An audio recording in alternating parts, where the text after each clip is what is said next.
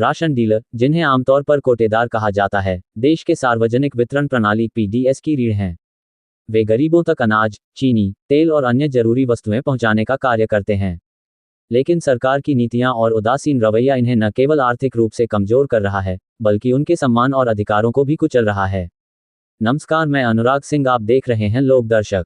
उत्तर प्रदेश सस्ता गल्ला विक्रेता परिषद के प्रदेश उपाध्यक्ष मनोज दुबे ने अपने शब्दों में राशन विक्रेताओं की पीड़ा को इस प्रकार व्यक्त किया।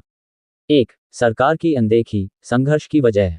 कोटेदारों की कई जायज मांगें हैं, लेकिन सरकार उनकी एक भी नहीं सुन रही। महंगाई लगातार बढ़ रही है, फिर भी उनका कमीशन नहीं बढ़ाया जा रहा। वे दिन रात ईमानदारी से काम करते हैं, लेकिन उन्हें समय पर उचित भुगतान तक नहीं मिलता। न्यूनतम पारिश्रमिक की मांग। सरकार कई वर्षों से कोटेदारों की आय बढ़ाने के दावे कर रही है, लेकिन वास्तविकता में उन्हें मामूली कमीशन पर काम करने को मजबूर किया जा रहा है। गलत आरोप और भ्रष्टाचार के नाम पर उत्पीड़न। अगर किसी तकनीकी गलती या प्रशासनिक चूक से राशन वितरण में देरी हो जाए, तो सरकार कोटेदारों पर कार्रवाई करने में देर नहीं लगाती।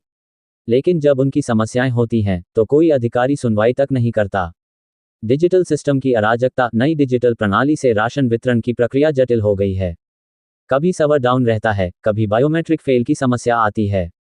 लेकिन इन तकनीकी खामियों की सजा भी कोटेदारों को ही भुगतनी पड़ती है। 2. कोटेदारों की बदहाली। क्या सरकार आंखें मूंद चुकी है?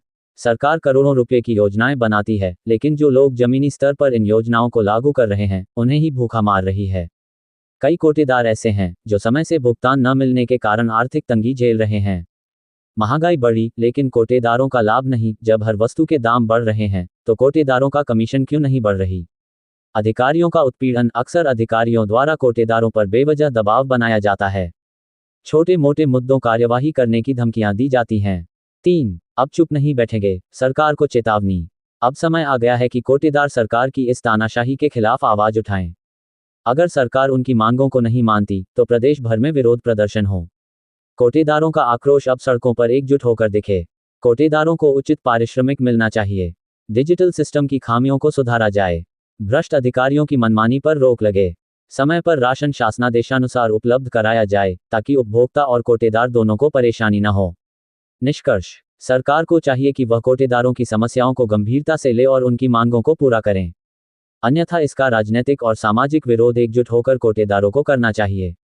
कोटेदार अब अन्याय व स्वयं के शोषण के खिलाफ अपनी आवाज बुलंद करें और अपने अधिकारों के लिए निर्णायक संघर्ष करें। सफलता असफलता की चिंता से मुक्त होकर सभी कोटेदार साथियों की राय सलाह भी आवश्यक है। यदि आपको यह वीडियो अच्छी लगी है, तो चैनल को लाइक करें, सब्सक्राइब करें और शेयर करें। धन्यवाद।